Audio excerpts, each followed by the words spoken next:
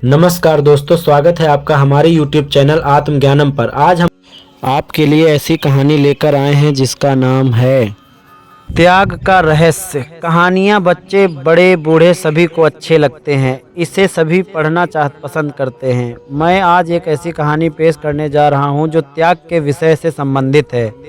आज इस कहानी के माध्यम से जानेंगे कि त्याग का रहस्य क्या है तथा त्याग कैसे करने चाहिए। मैं इसे पेश करने जा रहा हूँ। एक बार महर्षि नारद ज्ञान का प्रचार करते हुए किसी सघन वन में जा पहुँचे। वहाँ उन्होंने एक घनी छाया वाला वृक्ष सेमर का वृक्ष देखा और उसकी छाया में विश्राम करने के लिए ठहर गए। नारद जी को उसकी शीतल छाया में आराम करके बड़ा आनंद प्राप्त हुआ। ये उसके वैभव की भूरी भूरी प्रशंसा करने लगे। उन्होंने उसे पूछा कि वृक्षराज, तुम्हारा इतना बड़ा वैभव किस प्रकार सुस्थिर रहता है? पवन तुम्हें गिराती क्यों नहीं? सेमर के वृक्ष ने हंसते हुए ऋषि के प्रश्न का उत्तर दिया कि भगवान, बेचारे पवन की कोई सामर्थ्य नहीं कि वह मेरा बाल भी बांका कर सके। वह मुझे किसी प्रकार से गिरा नहीं सकते। नारद जी को लगा कि सेमर का वृक्ष अभिमान के नशे में ऐसे वचन बोल रहा है। उन्हें यह उत्तर उचित प्रतीत न हुआ और झुंझलाते हुए सुरलोक को चले गए। सुरपुर में जाकर नारद जी ने पवन से कहा, अमुक वृक्ष अभिमान पूर्वक दर्प वचन बोलता हुआ आपकी निंदा करता है, सो उसका अभिमान दूर करना चाहिए। पवन को अपनी निंदा करने वाले पर बहुत क्रोध आया और वह उस वृक्ष को उखाड़ फेंकने के लिए बड़े प्रबल प्रवाह के साथ आंधी तूफान की तरह चल दिए। सेमर का वृक्ष बड़ा तपस्वी, परोपकारी और ज्ञानी था। उसे भावी संकट की पूर्व सूचना मिल गई। वृक्ष ने अपने बचने का उपाय जल्द ही कर लिया। उसने अपने सारे पत्ते झाड़ डाले और ठूंठ की तरह खड़ा हो गया।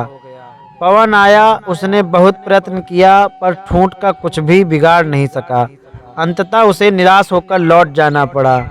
कुछ दिन पश्चात नारद जी उस वृक्ष का परिणाम देखने के लिए उसी वन में फिर पहुँचे।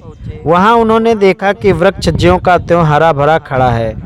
नारद जी को इस पर बड़ा आश्चर्य हुआ। उन्होंने सेमर के वृक्ष से पूछा कि पवन ने सारी शक्ति के साथ तुम्हें उखाड़ फेंकने की चेष्टा की थी, पर तुम तो अभी तक ज्यों का त्यों खड़े हो, इसका क्या रहस्य है? वृक्ष ने नारद जी को प्रणाम किया और बड़े ही नम्रता पूर्वक आग्रह किया, ऋषिराज, मेरे पास इतना वैभव है पर मैं इसके मोह में बंधा हुआ नहीं हूँ। संसार की सेवा के लिए इतने पत्तों को धारण किए हूँ, परंतु जब जरूरत समझता हूँ इस सारे वैभव को बिना किसी हिचकिचाहट के सारे पत्ते त्याग देता हूँ और ठूंठ बन जाता हूँ। मुझे वैभव का गर्व नहीं था, वरन अपने ठूंठ होने का अभिमान था। इसलिए मैंने पवन के अपेक्षा अपने सामर्थ्य को अधिक बताया था। आप देख रहे हैं कि उसी निर्लिप्त कर्म योग के कारण मैं पवन के प्रचंड टक्कर सहता हुआ भी यथापूर्वक खड़ा हूँ। नारद जी समझ गए कि संसार में वैभव रखना, धनवान होना कोई बुरी बात नहीं है। इससे तो बहुत से शुभ कार्य हो सकते हैं। बुराई तो धन के अभिमान में डूब जाने और उससे मोह करने में है। यदि कोई व्यक्ति धनी होते हुए भी मन से पवित्र रहे तो वह एक प्रकार का साधु ही है। ऐसे जल में कमल की तरह निर्लिप्त रहने वाले कर्मयोगी साधु के लिए घर ही तपोभूमि है। दोस्तों, आपको यह कहानी कैसी लगी हमें कमेंट करना ना भूलें और इस कहानी को ज़्यादा से ज़्यादा शेयर करें और हमारे इस चैनल को सब्सक्राइब करना ना भूलें, ताकि हम आपको इसी तरह से अच्छी कहानियाँ लाते रहें। धन्यवाद।